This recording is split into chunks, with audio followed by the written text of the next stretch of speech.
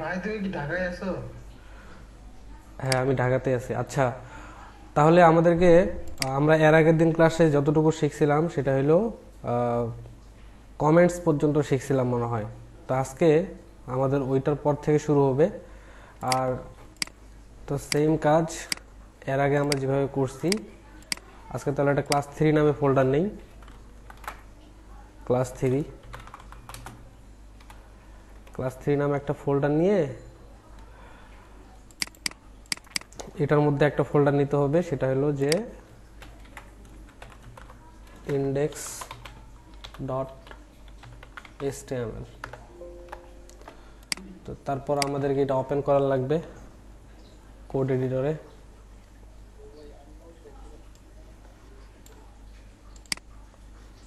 আচ্ছা, আপনি কেন দেখতে পাচ্ছেন আমি বুঝতেছি না।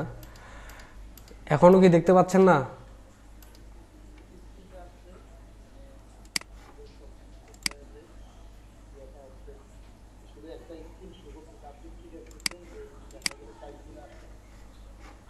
তাহলে এটা আপনার ইন্টারনেটের সমস্যা, হয়তো বা স্লো আপনার ইন্টারনেট কানেকশন, এই জন্য এরকম হচ্ছে। আপনি আপনি ক্লাসটা থেকে লেফট নিয়ে আবার জয়েন করেন, তাহলে হয়তো বা ঠিক হয়ে যেতে পারে। তা আমরা ক্লাস 3 যেটা আছে সেটা ওপেন করলাম।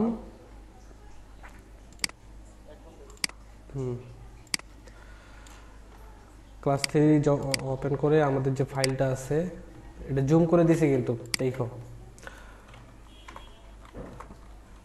HTML5। এটা ক্লাসের নাম দিলাম ক্লাস 3। তারপর এটা ওপেন করব আমাদের ব্রাউজারে। আচ্ছা, তো আমরা এর আগের ক্লাসে দেখছিলাম যে কমেন্টস পর্যন্ত, আসলে কমেন্টস পর্যন্ত কাজ কি, কমেন্টস কিভাবে করতে হয় সেটা দেখছিলাম। আজকে আমরা দেখব যে কমেন্টসের পরে যে কালার আছে, সিএসএস আছে, লিঙ্কস আছে, ইমেজ আছে, এগুলো কিভাবে করতে হয়, এগুলো একটু এগুলো দেখবো যে এগুলো কিভাবে কাজ করে। তো যদি আমরা কালার্সে যাই, কালার্সে আসলে দেখতে পারবো। আচ্ছা, আমরা মনে হয় কালার্স পর্যন্ত এর আগে ক্লাসে করাইছি যে কালার্স কিভাবে অ্যাট্রিবিউট ইউজ করে কালার ব্যবহার করতে হয়। এটা মেবি আমরা জানছি এর আগের ইয়াতে। তো তাহলে আমি এটা স্কিপ করতেছি যে কালার। এখানে আর কিছু কিছু আইটেম আছে যেখানে এই যে বর্ডার টর্ডার এগুলো আছে, এগুলো আমরা মূলত সিএসএসই শিখবো। তো কালার এগুলো নিয়ে কোনো চিন্তা করার দরকার নেই, এগুলো আমরা সিএসএসই শিখবো। আমাদের শুধু জানতে হবে যে আসলে আমরা HTML ট্যাগের মধ্যে কিভাবে অ্যাট্রিবিউট ইউজ করে কালার দিতে পারি। অলরেডি এটা আমরা জানছি, শিখছি। আমি 2টা ক্লাসে এর আগে দেখাইছি যে কিভাবে কালার ইউজ করার লাগে অ্যাট্রিবিউটের মাধ্যমে। তা তারপর কালারের যে ডিটেলস যে জিনিসগুলো আছে, RGB, হেক্সাডেসিমেল, HLS, এই ফরম্যাটগুলো, এগুলো আমরা যখন CSS শিখবো তখন আরও ভালোভাবে জানতে পারবো। তারপর আসি যে HTML CSS এই জিনিসটা কি। তো এই চ্যাপ্টারে ওরা মূলত একটা জিনিস বুঝাইছে, সেটা হলো যে সিএসএস মূলত কি। আমরা জানি যে সিএসএস সিএসএস এর ফুল মিনিং হলো ক্যাসকেডিং স্টাইল শিট। এটার কাজ হলো আমাদের এই যে কালার, ফন্ট, সাইজ, এই জিনিসগুলো চেঞ্জ করার জন্য, এই জিনিসগুলো দেওয়ার জন্য আমাদেরকে সিএসএস ব্যবহার করার লাগে। তো ওরা মূলত এখানে যে জিনিসটা আমাদেরকে দেখাইছে HTML CSS, এখানে ওরা সিএসএস এর কয় প্রকার সিএসএস আমরা ইউজ করতে পারি সেই জিনিসগুলো আমরা দেখাইছি, যে inline CSS, internal CSS, external CSS. এগুলো কিভাবে কাজ করে, আর ইনলাইন সিএসএস কি, তারপর হলো ইন্টারনাল সিএসএস কি, এক্সটার্নাল সিএসএস কি, এগুলাই মূলত ওরা এখানে দেখাইছে। তা আমরা দেখি যে আসলে প্রত্যেকটা কিভাবে ইউজ করা হয়। ইনলাইন সিএসএসটা কি, এক্সটার্নাল সিএসএস কি, ইন্টারনাল সিএসএস কি, এটা একটু আমরা দেখি এটা আবার কিভাবে কাজ করে। তো প্রথমে যদি আমি ইনলাইন সিএসএস দেখাই যে ইনলাইন সিএসএস কিভাবে কাজ করে, ওরা এখানে বলেই দিছে যে ইনলাইন সিএসএস কিভাবে কাজ করে। And inline CSS is use to apply unique style to single HTML element. আমরা যে সিএসএস গুলা মানে ব্যবহার করছি এর আগের ক্লাসে, ওগুলা মূলত ছিল ইন্টারনাল সিএসএস। তো ইনলাইন সিএসএস এটা কিভাবে কাজ করে,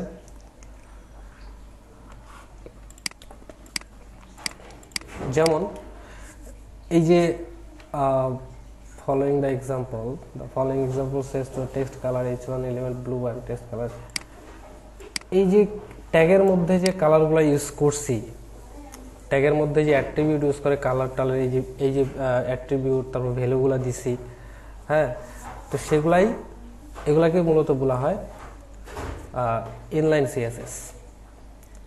এগুলাকে ইনলাইন সিএসএস বলা হয়। তারপর ইন্টারনাল সিএসএস, যেটা ইন্টারনাল সিএসএস কাজ করবে, হেড যেখানে শুরু হয়েছে হেড যেখানে শেষ হয়েছে এর মধ্যে আমরা একটা স্টাইল ট্যাগ ইউজ করে আমরা ধরো যে ট্যাগ ধরে ধরে, ক্লাস ধরে ধরে, তারপর হলো তোমার ডিপ, এগুলো ধরে ধরে আবার মূলত এখানে কালার দিতে পারি। তো আমি যদি একটা এক্সাম্পল দেখাই তোমাদের, সেটা হলো ধরো যে আমি এখানে একটা h1 ট্যাগ নিছি, দিস ইজ h1 ট্যাগ, তারপর একটা p ট্যাগ নিছি, কিছু ডামি কন্টেন্ট দিলাম, তারপর এখানে আরো একটা টেক্সট নেই, সেটা হলো h2, দিস ইজ h2। তো আমরা মূলত এখানে তিনটা ট্যাগ নিছি, তিনটা ট্যাগে কিছু ডামি টেক্সট ইউজ করছি। আমরা এখন দেখব যে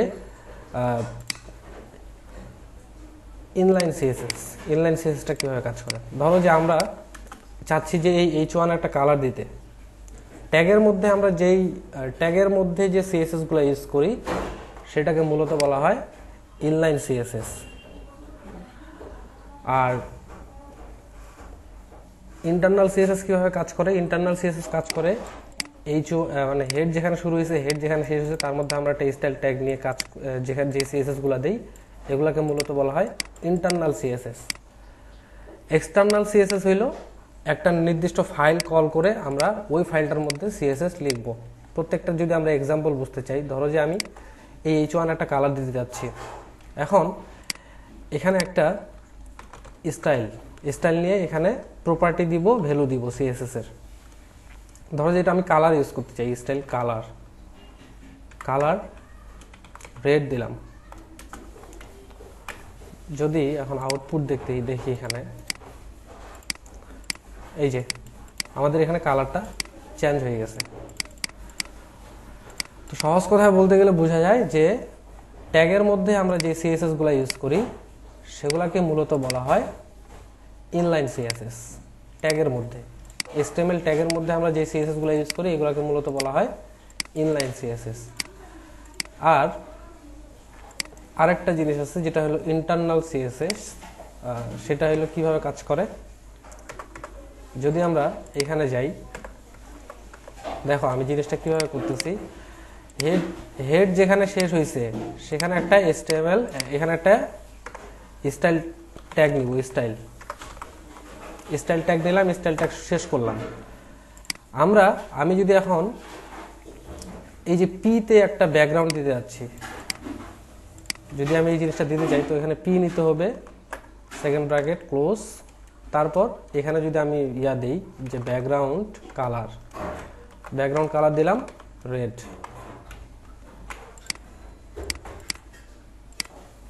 কাজ করছে। এই জিনিসটাকে মূলত বলা হয় এটাকে বলা হয় ইনলাইন সিএসএস, ইন্টারনাল সিএসএস, এটাকে বলা হয় ইন্টারনাল সিএসএস। আমরা কয় উপায় দিতে পারতেছি, আমরা কিন্তু এই জিনিসটা যদি এখানেও দিতাম, স্টাইল ট্যাগ নিয়ে যদি ব্যাকগ্রাউন্ড কালার দিতাম, ব্যাকগ্রাউন্ড কালার রেড যদি এখানে ইউজ করতাম, এটাও কাজ করতো, এবং এই যে এখানে যে নিছি এটাও কিন্তু কাজ করতেছে। সো তফাৎটা কোথায়, এটাকে বলা হয় মূলত ইনলাইন সিএসএস, আর এই যে ফরম্যাটটা আছে এটাকে বলা হয় ইন্টারনাল সিএসএস।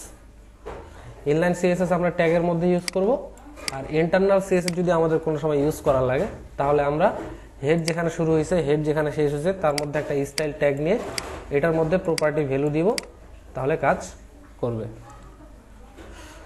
তো এটা তো এখন যদি দেখতে চাই যে এক্সটার্নাল সিএসএস আসলে কিভাবে কাজ করে। এক্সটার্নাল সিএসএস কাজ করবে, কথাটা শুনে কিন্তু বোঝা যাচ্ছে যে এক্সটার্নাল মানে একটা আলাদা ফাইল। এটার HTML ফাইলের সাথে HTML ফাইলের মধ্যে আমরা কোনো সিএসএস লিখব না, একটা আলাদা ফাইলে সিএসএস লিখব, সেটা কাজ করবে এখানে, ঠিক আছে। সেটা কাজ করবে আমাদের এই ট্যাগগুলোতে কালার ফন্ট সাইজ দেওয়ার জন্য। তা আমি যদি এখানে একটা ফাইল নিতে হবে আমাদেরকে এক্সটার্নাল সিএসএস নেওয়ার জন্য,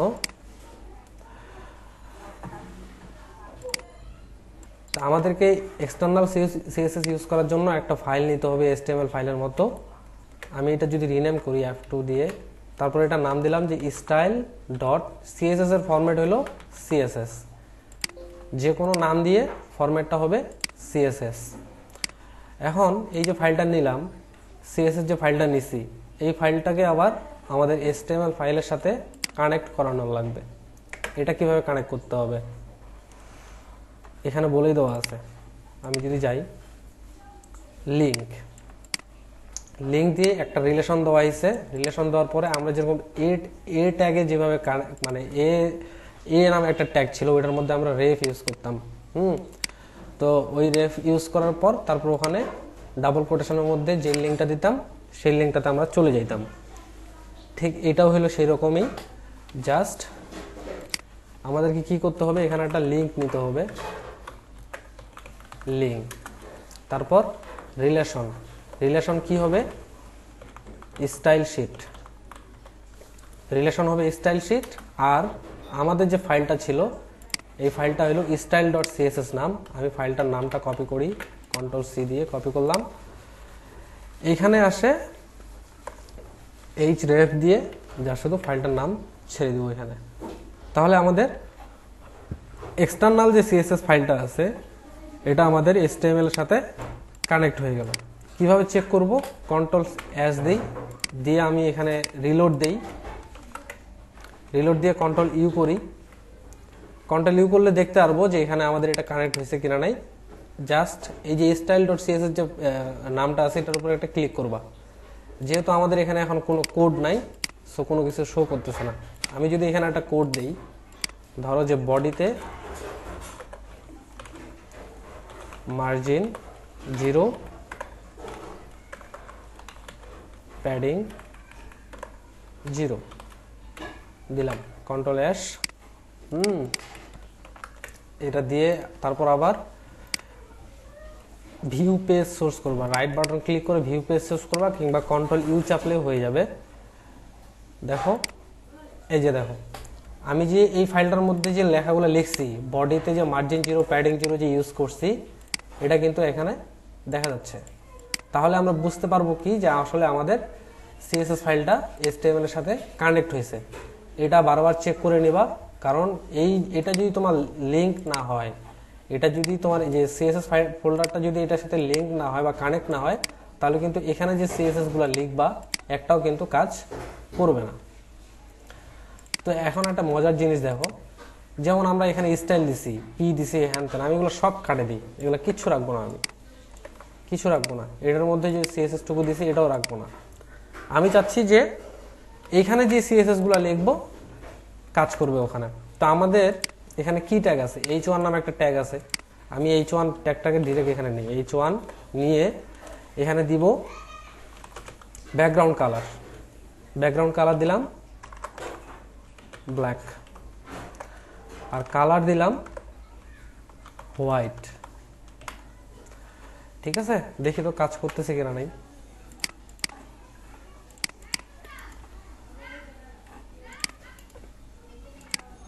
কাজ করতেছে। তাহলে আমরা এই জিনিসটার মধ্যে কি বুঝতে পারলাম, যে আমরা HTML যে ফাইলটা আছে, আমরা এখানেও CSS কোনো কিছু না লিখে আমরা এক্সটার্নাল একটা CSS ফাইল নিয়ে সেটার মধ্যেও আমরা CSS লিখতে পারি, এবং এটাই হলো স্ট্যান্ডার্ড ওয়ে। এটাই আমাদের ম্যাক্সিমাম প্রত্যেকটা প্রজেক্টে আমাদের দরকার পড়বে, এক্সটার্নাল ফাইল নিয়ে CSS করা। ঠিক আছে, তো এখানে যদি আমি আরো একটা প্রপার্টি দেই, প্যাডিং দেই, 10 পিক্সেল। দেখো এখন এখন এটার চারপাশে একটা প্যাডিং আসবে, মানে একটা স্পেস আসবে, সুন্দর একটা স্পেস। এখন লেখাটা বোঝা যাচ্ছে। তো আমরা এই এক্সটার্নাল সিএসএস নিয়েও কাজ করতে পারি। তাহলে এই জিনিসটা থেকে আমরা কি জানতে পারলাম? আমরা 3 রকমের সিএসএস দিতে পারি। ইনলাইন সিএসএস ইউজ করতে পারি, ইন্টারনাল সিএসএস ইউজ করতে পারি, এক্সটার্নাল সিএসএসও ইউজ করতে পারি। কোনো ব্যাপার না, আমাদের ইচ্ছা মতো। তো সবচেয়ে গুরুত্বপূর্ণ যেটা, সেটা হলো এক্সটার্নাল সিএসএস। এইটা বারবার খেয়াল রাখবা, এটা মনে রাখা সবচেয়ে বেশি জরুরি। এটাই যেন বারবার, এটা আমাদের প্রত্যেকটা প্রজেক্টে ইউজ করা লাগবে। তো এটাই মূলত যা হয়ে, এরাও ঠিক আমার মতোই কাজটা করছে, কিছুই করে নাই, জাস্ট মানে যে style.css নামে একটা ফাইল নিছে, ফাইল নিয়ে এটার মধ্যে কোডগুলো করছে। ঠিক আছে? তো এটা হলো স্ট্যান্ডার্ড ওয়ে। এক্সটার্নাল সিএসএসটা তোমরা বেশি বেশি ইউজ করবা। আর এটা নিয়ে এখন মাথা ঘামানোর দরকার নাই, যখন আমরা সিএসএস শিখবো তখন আরও আমরা বেশি বেশি ব্যবহার করব। এখন যা শুধু দেখে রাখো। তারপর যাই লিঙ্কসে। লিঙ্কসে কি আছে? লিঙ্কসে কি আছে? আচ্ছা, লিঙ্কস আমি এর আগের ক্লাসে বুঝাইছিলাম যে আসলে লিঙ্কস কিভাবে কাজ করে। আমরা অ্যাঙ্কর ট্যাগ নিয়ে ওইটার মধ্যে এই যে এইচর‍্যাপ আছে, ওইটার মধ্যে যেই ইউআরএলটা, যেই লিঙ্কটা আমরা এখানে বসাবো সেটাই কাজ করবে। তারপর এই যে টার্গেটও আমি বুঝাইছিলাম যে সেলফের কাজ কি, ব্ল্যাঙ্কের কাজ কি, প্যারেন্টের কাজ কি, এগুলো আমি বুঝাইছিলাম। সেলফ আর ব্ল্যাঙ্ক বুঝাইছিলাম, প্যারেন্ট আর টপ বুঝাই নাই। এই দুটো তোমরা দেখবা যে এই প্যারেন্ট আর টপ আবার কিভাবে কাজ করে। তো যদি আমরা একটা এক্সাম্পল দেখতে চাই, যেহেতু আমরা লিঙ্কসে আসছি, এ ট্যাগ, এ হলো অ্যাঙ্কর ট্যাগ, তারপর রেফ, এটা এটা ক্লোজ করতে হবে, এটা ক্লোজ করতে হবে। ক্লোজ করে আমরা এখানে সামথিং কিছু লিখি, ধরে যে W3 স্কুলে লিখি, W3 স্কুল। এখন এখানে কি করব? এখানে যা শুধু আমাদের যে কাঙ্ক্ষিত যে ওয়েবসাইটের লিঙ্কটা আছে, যেটা আমরা এখানে লিঙ্ক করাতে চাই, সেটা শুধু এখানে এনে ছেড়ে দেব, শেষ। আর কিছু করতে হবে না, যাই শুধু এখানে একটা রিলোড দিতে হবে। আচ্ছা, এই যে এটা আমার লিঙ্ক হয়ে গেছে। তো আমি এখানে বোঝানোর জন্য একটা জিনিস করতে চাচ্ছি, সেটা হলো যে এই যে বডিটা যে আছে, বডিতে আমি মার্জিন 0 প্যাডিং 0 করে দিছি। এখানে প্যাডিং দিয়ে দিই 50 পিক্সেল, তার আমাদের চারপাশে একটা প্যাডিং আসবে। আচ্ছা, তাহলে লিঙ্কের বিষয়টা হলো এরকম যে, আর আরেকটা জিনিস ক্লিয়ার করছিলাম, সেটা হলো যে বলছি যে মানুষের যদি মানে অন্য কারো ওয়েবসাইট যদি আমাদের ওয়েবসাইটে লিঙ্ক করতে চাই, তাহলে সেক্ষেত্রে তার টার্গেট আমরা ব্ল্যাঙ্ক দিব, যেন এখানে আমরা ক্লিক করলে সেটা যেন একটা নতুন একটা উইন্ডোতে চালু হয়। এখন যদি আমি ক্লিক করতেছি, আমাদেরকে ডিরেক্ট ওদের ওয়েবসাইটটাতে নিয়ে যাচ্ছে। আমাদেরকে এখন আমাদের যদি পূর্বের আমাদের ওয়েবসাইটে যদি ফিরে আসতে হয়, সেখানে আবার এইখানে ক্লিক করে আবার ফিরে আসতে হবে। তো আমরা চাচ্ছি যে আমাদের এই ওয়েবসাইট স্টেবল থাকবে, যেভাবে আছে সেভাবেই থাকবে। এটাতে ক্লিক করলে নতুন একটা ট্যাবে ওপেন হবে। এই ক্ষেত্রে আমরা টার্গেট ব্ল্যাঙ্ক ইউজ করব, টার্গেট ব্ল্যাঙ্ক।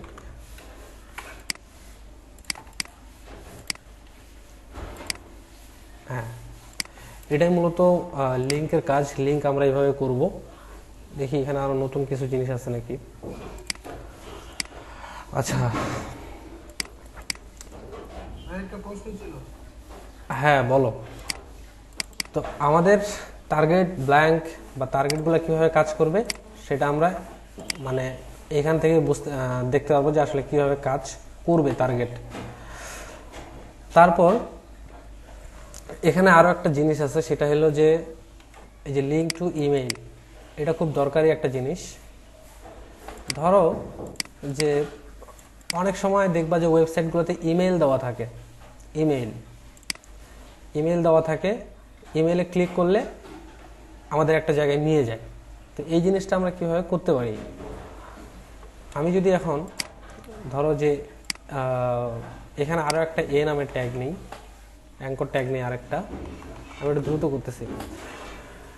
এখানে আমরা এর আগে যে লিঙ্ক করা শিখছিলাম, যার শুধু একটা ওয়েবসাইটের ইউআরএল লিঙ্ক করা শিখছিলাম। তো আমি এবার চাচ্ছি যে এখানে একটা মেইল আমি লিঙ্ক করব। মেইলটা কিভাবে লিঙ্ক করতে পারি?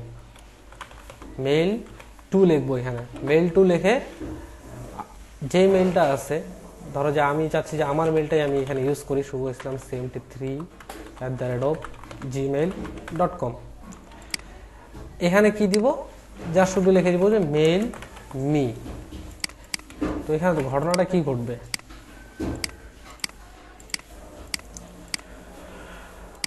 আমার এখানে দেখো একটা জিনিস তোমরা হয়তো দেখতে পাচ্ছ কিনা জানি না,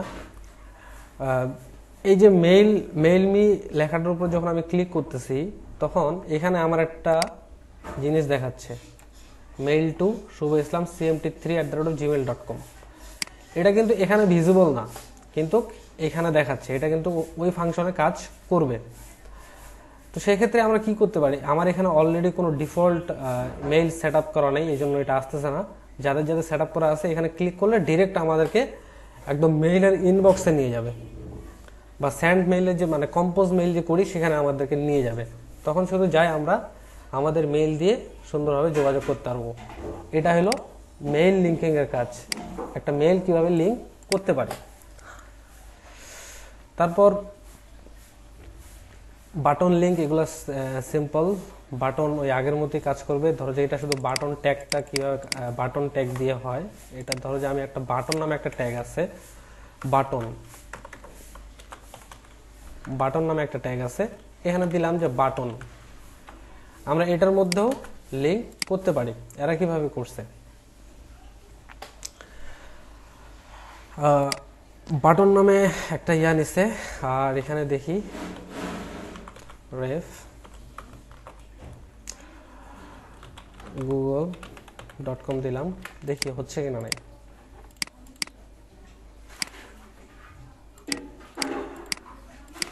আমরা কিন্তু এখানে বাটন নামে শুধু ট্যাগটা ইউজ করছি, এটা যে লিঙ্ক করাইতে হবে সেটার জন্য কিন্তু আমাদেরকে অ্যাঙ্কর ট্যাগটা ইউজ করার লাগবে। এটা কিভাবে করতে হয়, ধরো যে বাটন নিচে আমি এখানে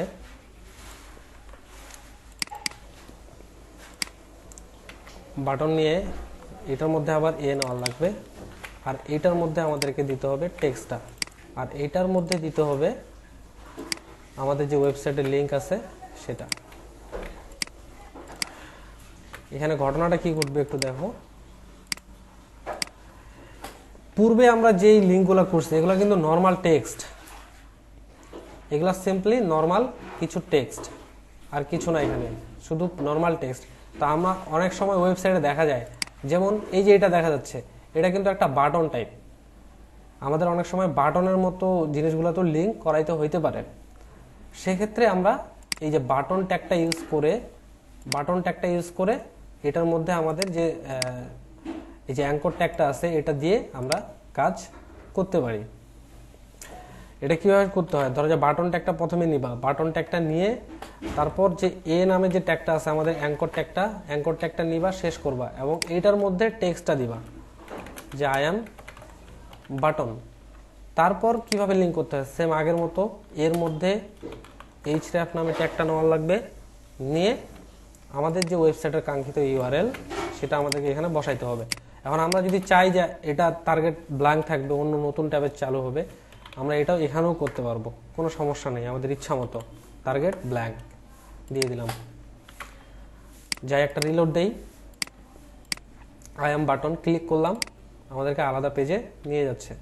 তো কি বুঝলাম, আমরা আসলে আমাদের ইচ্ছা মতো যা খুশি মন চায় আমরা সবকিছুই লিঙ্ক করাইতে পারবো, ইমেজ বাটন থেকে শুরু করে সবকিছুই লিঙ্ক করাইতে পারবো। তারপর আচ্ছা, লিঙ্ক কালার এটা আবার কি দিছে দেখি তো, লিঙ্ক কালার। আসলে আমরা এই লিঙ্কগুলো যে এই প্রপার্টিগুলো যেগুলো আছে এগুলো আমি এখানে দেখাচ্ছি না, এগুলো আমি ইয়াতে দেখাবো সিএসএস, কারণ এখন তোমরা সিএসএস এগুলো বুঝবা না আসলে সিএসএস কিভাবে কাজ করে, এগুলো সিএসএস এর কাজ, এগুলো পরে দেখা যাবে। সিএসএস যখন আমি সিএসএস চ্যাপ্টারগুলো যখন চালু করবো তখন বুঝতে পারবো আসলে এই প্রপার্টিগুলো নিয়ে প্রত্যেকটা একটা ইন্ডিভিজুয়াল আলোচনা করতে হবে, তাছাড়া এগুলো বোঝা যাবে না।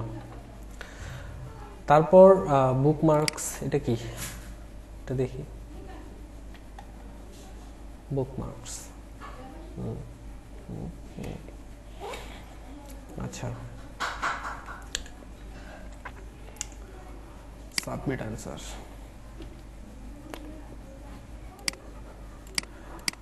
আচ্ছা, এটা এটা এখন দেখার দরকার নাই, কারণ এটাতে কিছু মানে কাজ আছে, সেটা হলো যে অ্যাডভান্স কিছু কাজ আছে, সেটা এখন তোমরা আইডি ক্লাস এগুলো কিছু বুঝবে না, এই জন্য এটা থাক, এটা স্কিপ থাক। ইমেজে কি আছে? ইমেজ আমরা লিঙ্ক করানো শিখছিলাম যে ইমেজ কিভাবে শো করাইতে হয়। আরেকবার যদি আমরা দেখি যে ইমেজটা আসলে কিভাবে শো করাইতে হয় এবং অল্টার এটা কেন ব্যবহার করব, এটা আমাদের জানার দরকার আছে। আমি এটা এর আগের দিন হয়তো বা দেখাই নাই, তো আমি ইমেজটা শো করাই। ইমেজ কিভাবে শো করাইতে পারি? ইমেজ শো করার জন্য নর্মালি ইমেজের মধ্যে কি বলছিলাম, এসআরসি সোর্স নিয়ে ডাবল কোটেশন দিবা, ডাবল কোটেশন দিয়ে এটা শেষ করবা। কিছু কিছু ট্যাগ আছে, এগুলোর কিন্তু ক্লোজিং ট্যাগ নাই। ক্লোজিং ট্যাগ বলতে তো বুঝতে পারছো, যেমন এটা হলো ওপেনিং ট্যাগ, এটা হলো ক্লোজিং ট্যাগ। আমাদের ইমেজের ক্লোজিং ট্যাগ লাগবে না। সেক্ষেত্রে আমরা কি করতে পারি, এই যে সোর্স যে আছে এটার মধ্যে আমরা যা শুধু আমাদের ইমেজটা ব্যবহার করব। আমি এই যে এদের যে ইমেজটা আছে, এই ইমেজটাই যদি স্ক্রিনশট নিই, স্ক্রিনশট নিয়ে এটাই সেভ করি, সেভ কি এটা আমাদের ইয়াটা জানি নাম কি, ওয়েব ডেভেলপমেন্ট ব্যাচ 1 ক্লাস 3 এটার মধ্যে আমি ছেড়ে দিলাম। তো আমাদের ইমেজটা এখানে চলে আসছে। এখন কি করতে হবে, এটা রিনেম করে পুরো ইমেজের যে নামটা আছে এটা কপি করব, কপি করে এখানে আসে ছেড়ে দিব শুধু, আর কিছু করতে হবে না। কন্ট্রোল অ্যাশ যাই, এখন আউটপুট দেখি যে আউটপুট আসতেছে কিনা নাই। এই যে আমাদের ইমেজটা চলে আসছে, ওখানকার যে হুবহু যে ইমেজটা আছে সেটাই চলে আসছে। এখন এই যে অল্টার, OLALT অল্টার সামথিং লিখলাম, কন্ট্রোল অ্যাশ। এই অল্টারটা আমরা ইউজ করব কেন? অল্টারটা ইউজ করতে হয়, এটা এসইওর জন্য খুব গুরুত্বপূর্ণ একটা জিনিস। এই জন্য যখন আমরা ইমেজ ব্যবহার করব, এখানে আমাদের যে কাঙ্ক্ষিত কিওয়ার্ডটা আছে সেই কিওয়ার্ডগুলো এখানে ব্যবহার করবো। এগুলো এসইও পারপাসে কাজ, তোমরা কখনো এই অল্টারটা ছেড়ে কোড করবা না। যখন এই ইমেজ ইউজ করবা অবশ্যই অল্টারটা দিয়ে রাখবা।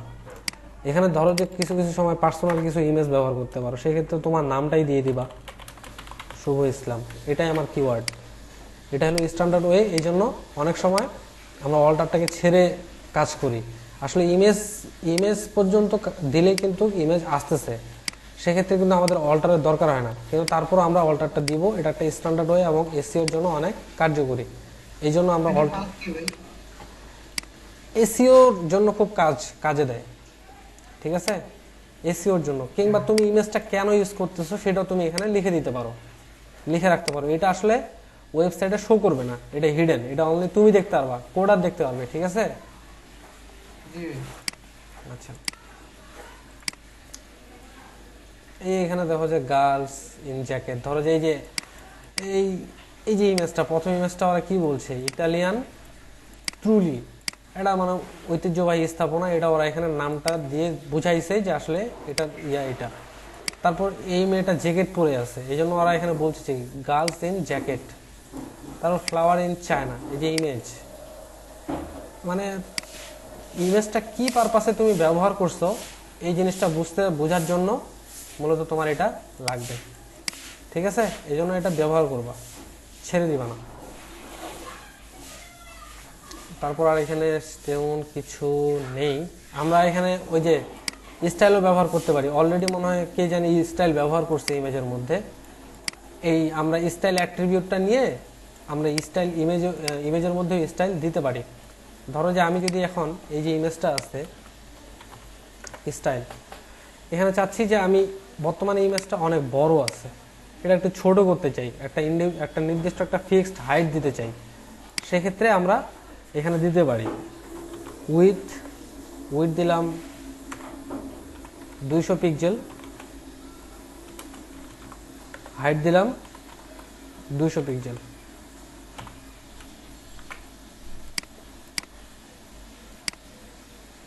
হ্যাঁ আসছে, একটু বাড়াই, অনেক ছোট হয়ে গেছে আসলে। 4 300 দিই।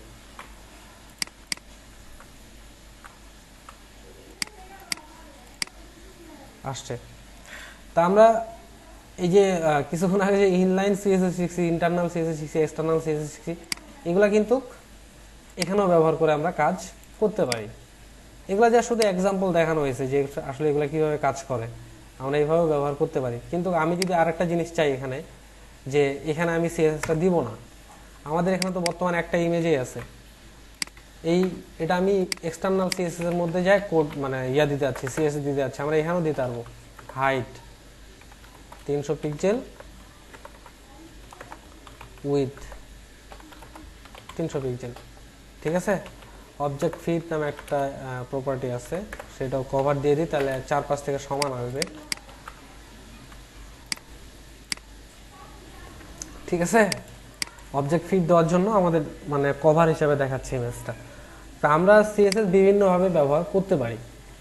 বেস্ট প্র্যাকটিস হলো এক্সটার্নাল সিএসএস এর মধ্যে ট্যাগ, ক্লাস, ডিভ ধরে সিএসএস দেওয়া। এটার জন্য তাহলে আমাদের হ্যাঁ বলো। ধরো আমার ইমেজ দুইটা, হ্যাঁ এখন ইমেজ এখানে একটা নিলাম, আমি আলাদাভাবে আরেকটা ইমেজ নিলাম। আমি সিএসএস এ কিভাবে আমি যে থার্ড ব্র্যাকেটে যে করলাম, আচ্ছা কিভাবে আমি বুঝাবো যে আমি ওই ইমেজটাকে আমি উদ্দেশ্য করে এটা। হ্যাঁ, এই তো একটা ভালো প্রশ্ন করছো। সেক্ষেত্রে তোমাদেরকে কি করতে হবে, ডিভার ক্লাস নিয়ে এখন আলোচনা করি নাই। হ্যাঁ, সেক্ষেত্রে ডিভার ক্লাস নামে একটা অপশন আছে। ধরো যে আমি একটা ডিভ নেই, এখানে একটা ক্লাস নেই, যে ফার্স্ট ইমেজ নামে একটা নিলাম, ডিভ নিলাম, আরেকটা নিলাম সেকেন্ড ইমেজ, এখানেও নিলাম। এটা তোমাদেরকে এখন বোঝার দরকার নাই যে আসলে ডিভ ক্লাস এগুলো কি নিলে, এগুলো আমি বুঝাবো। যা শুধু দেখে রাখো যে তুমি যে প্রশ্নটা করলা আমাকে, সেটা প্রশ্নটা উত্তর দিচ্ছি।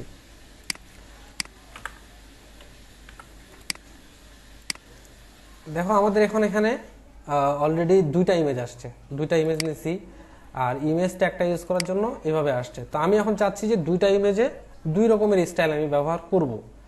সেক্ষেত্রে আমাদেরকে কি করতে হবে, প্রথমে এই যে ক্লাসটা যে দিছি, ক্লাসটা ধরে এখানে যাবা, ক্লাস ইউজ করার জন্য ডট দিতে হয়, ডট দিয়ে এখানে ক্লাসের নামটা দিবা, ক্লাসের নামটা দিয়ে এখানে তুমি কি ইউজ করছো, ক্লাসের পরে ইমেজ ইউজ করছো, হ্যাঁ, তারপর দিবা ট্যাগের নামটা, ট্যাগটা দিয়ে তারপর শুধু তুমি এখানে তোমার ইচ্ছা অনুযায়ী সিএসএস তুমি এখানে লিখতে পারো।